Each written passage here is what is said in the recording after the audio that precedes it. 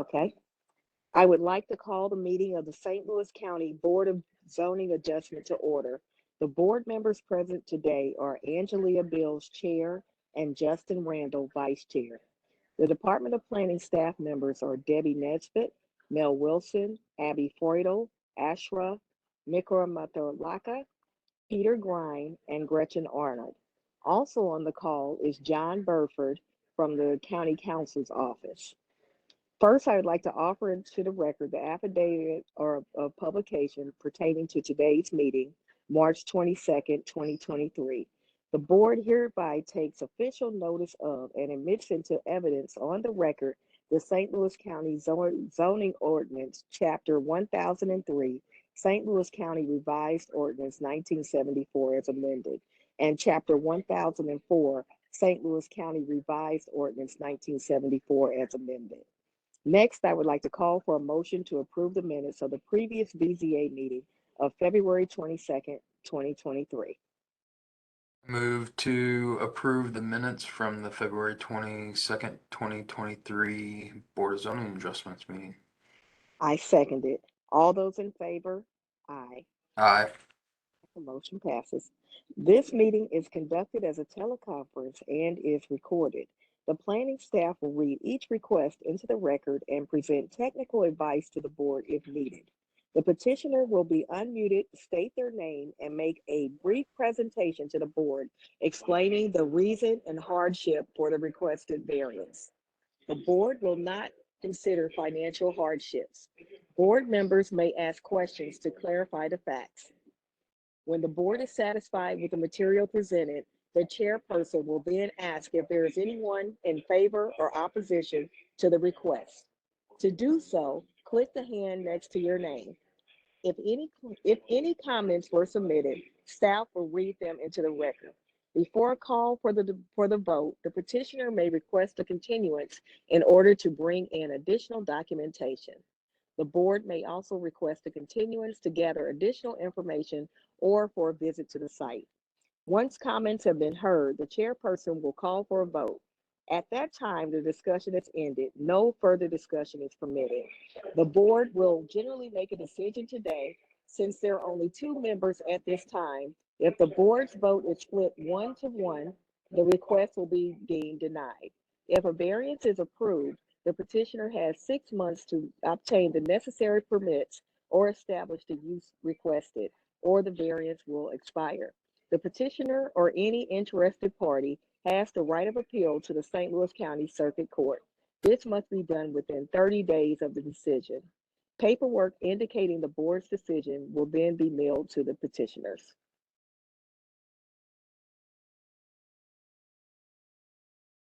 All right, 14-23, Bill Davis requests an exception to the front yard regulations and lot coverage requirements to allow the construction of a 30-foot by 24-foot detached garage, which will be more than half the footprint of the home at 7753 Fleta Street, maintaining a front yard of 7 feet in lieu of 20 feet along Seth Avenue, and a lot coverage of 10.7% in lieu of 7%, as required by Section 4 of the R5 Residence District Regulations of the St. Louis County Zoning Ordinance. And the board may recall this site. You have seen it recently. The one big change, and the petitioner and his rep will be able to tell you more about this, but they are going to remove the one shed that you did see in the past. So Mel, if you would like to, Yes. we can unmute the petitioner. Mr. Davis, you've unmuted yourself, and Cameron, you can unmute yourself too to give your presentation. Hey, thank you very much for hearing us and giving us a chance to request a variance again.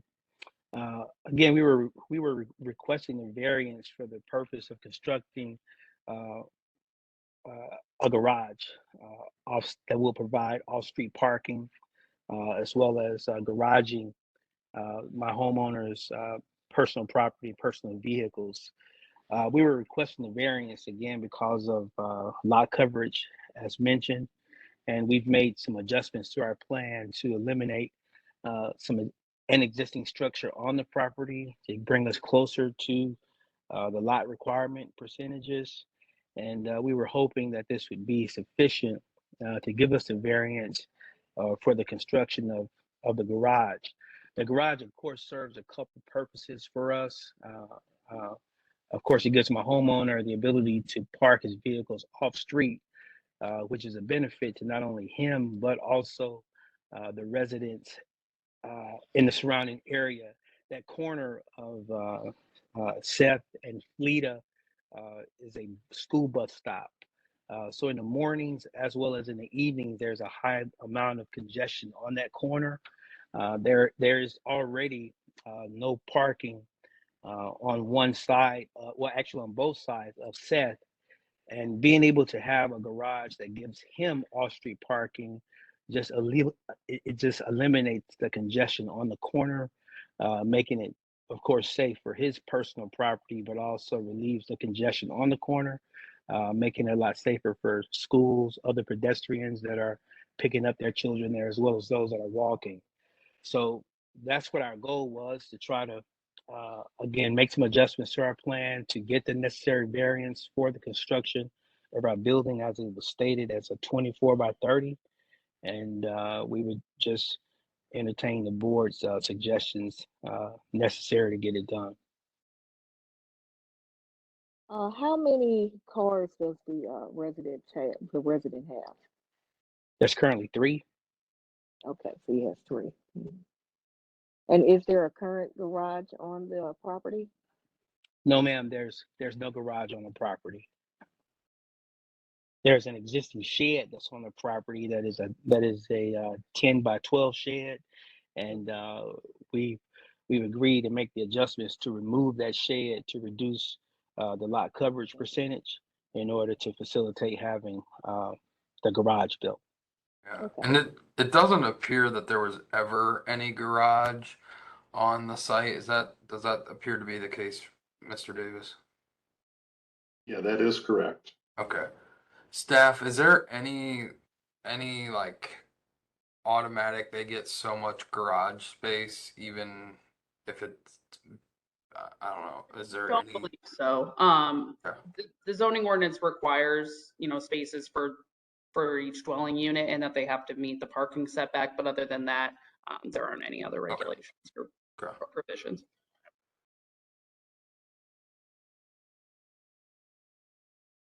And so you're constructing a 2-car garage, is that correct? Yes, ma'am. It's a 2-car garage as we currently have planned. It's a 24 by 30 garage. So it does have, I guess if you want to consider it as oversized, but for the purposes that it would serve, uh, for the neighborhood itself as well as for our homeowner, that size was perfect for us. We entertained the thought of reducing the size, but our goal was again to get the variance at this size, and that's why we made the adjustments of removing the building and reducing the lot coverage by 120 square feet. Okay, I'm looking at the plans here. So is there like an office that's gonna be in the garage as well? The garage did contain, or the blueprint that we have, it does contain spillover space. We have it listed as office space. Mr. Davis works from home, and uh, he would basically convert his office to the garage area. It is a non-commercial job. He won't be using that space for anything commercial in that area. It's just basically an office space that gets him out of the house into a separate space for his work. Okay.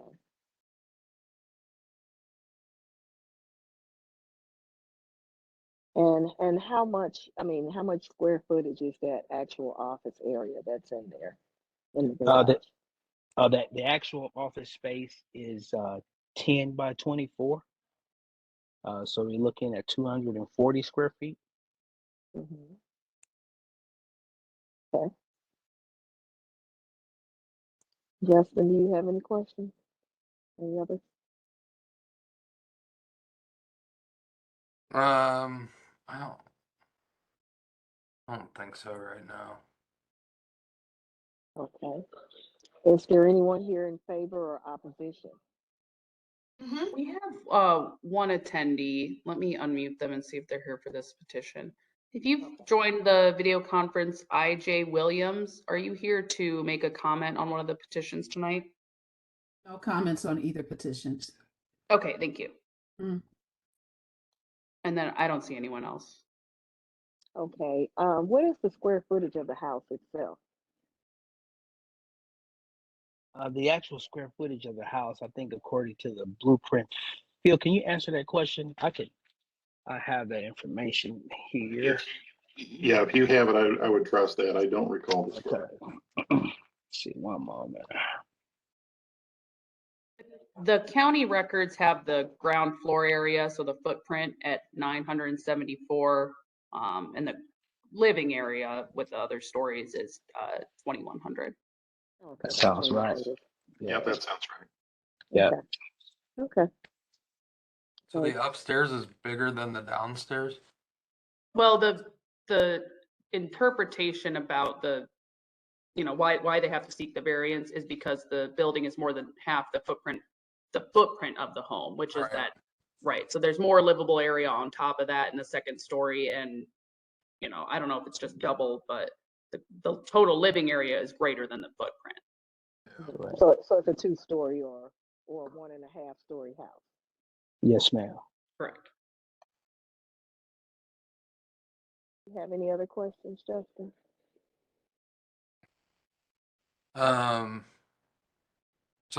So in reality here, there's 3 different variances that's needed for this thing. That correct? You got lot coverage, you have setback, and then you have size. Am I reading this right? That's correct. I didn't interpret that we needed to have all 3. I was thinking that from the last meeting that we had, the biggest obstacle was the lot coverage. And from that point, from the last meeting, understanding the ordinances as it compares to the footprint of the house compared to livable space, that was kind of our first obstacle because with the building as it stands in relation to footprint size versus living space, and I think that's where the food bar kind of came into question in regards to the setback. I guess it would be another variance of 7 from 20. So those 2 variances compared to 3, the way I understand it. So there is the proposed structure does still exceed the permitted lot coverage on its own. Even with the other shed gone, it still is over the 7% that's permitted. Yes, ma'am.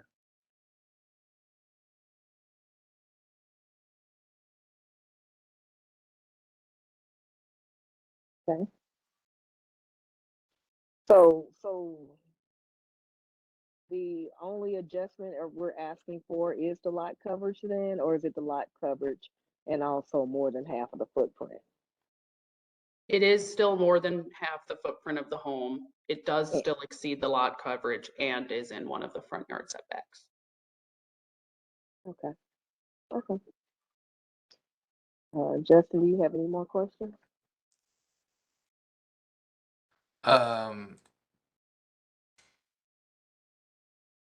No, I don't think I do. I just in looking at the property, I feel like that house is bigger than the 900 square feet. That's a big structure.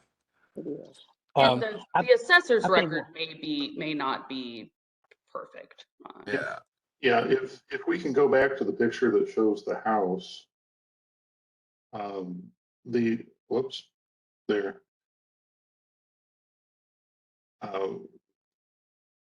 There we go. Where the stone ends is where the original house footprint ended. That red part that sticks out behind, it appears to be an addition that was made after the original construction. So that may count for additional footprint on the house. Yeah. And you're at 30 by 24, correct? Right. Yes, sir. So I know we're going off of what the assessor has, but that doesn't look right. I think the scale of the building on the site actually doesn't look terrible. So I'm less concerned about the oversized garage, than I probably was previously. So just Thank you. my 2 cents on that. Okay, thank you. Okay, well, we already saw if there was any opposition, so I'm ready to vote. Okay, at this time, I'll mute the petitioners. 14-23, I vote to approve the variance as advertised and the hardship being just the need for additional off-street parking. I just want one point of clarification. Is that 10.7 Mel, is that with the shed removed? That should be with the shed remove. I think before they were requesting closer to 12%. Okay. Then I will second that motion. Okay, all those in favor? Aye. Aye. Okay, it passes. All right, moving on to 15-23, City of St. Louis, Missouri is requesting an exception to the sign regulations for the purpose of replacing signage at 10785 Lambert Industrial Boulevard, maintaining a sign size of 32 square feet in lieu of 16 square feet as required by the NU Non-Urban District Regulations and Section 1003.168 sign regulations of the St. Louis County Zoning Ordinance. Paige, you should be able to unmute yourself to give your presentation. Okay, thank you. So initially, as mentioned, we typically for St. Louis County, we are restricted to a 16 overall square foot sign allowance for informational signage, specifically in that area as well. Per my customer, they have requested that we apply for the variance to then upgrade that size, double it to the 32 square foot for multitude of reasons, but the main one being overall aesthetics and then also visibility for ongoing traffic to that area. 16 square foot is, although what is technically allowed, is relatively small given the specific style of entrance sign that is being used within Lambert Airport. And so the 32 square foot allowance would allow us to obviously enlarge the sign to make sure that it is as visible as possible for ongoing traffic and everything else to make sure that it is completely legible and visible from all points of entrance for that specific parking lot entrance. And then aesthetically as well, to be as cohesive with existing signage, it would be ideal for it to be 32 square foot rather than the smaller 16 square foot. So that way, again, cohesively, they match better.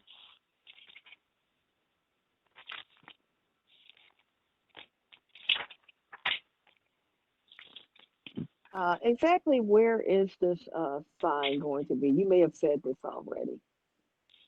Oh, yeah. So I have been given direction that it would be located directly off of Lambert International Boulevard. As you can see directly on there, it is located right into the as listed garage entrance. So as soon as you come off of Lambert International Boulevard, you have the option to go left into the garage entrance or go straight or right for arrivals and departures. And initially you would be going, it would be going on that left side to where the actual garage parking entrance is. It would be something that is initially overhung, obviously, on that roadside to make sure that it is legible, to make sure people know exactly where they're going for the parking entrance. And it's the Terminal 2 that is correct. Terminal 2. Yes, I apologize. Yeah.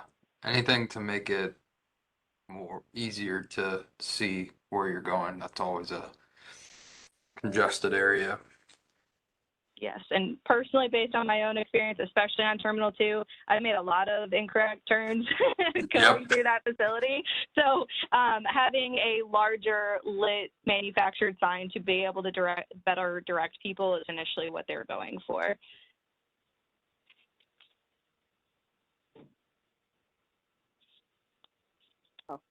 I'm sorry, Justin, do you have any other questions? Nope, I'm good.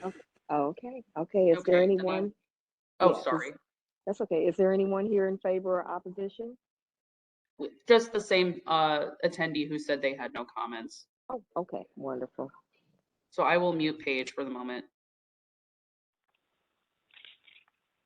Okay, in the matter of 15-23, I recommend approval of the requested variance as advertised. I second it. All those in favor? Aye. Aye. Okay, the motion carries. All right, and that's all we actually had for you guys today. Great. Okay, thanks, All right. guys. Have a good one. Hey, Mel, is there any movement on a third member? There's a little movement. A nomination hasn't been made yet, but there are, there's at least a candidate. And then generally process-wise, the county executive, is always making nominations.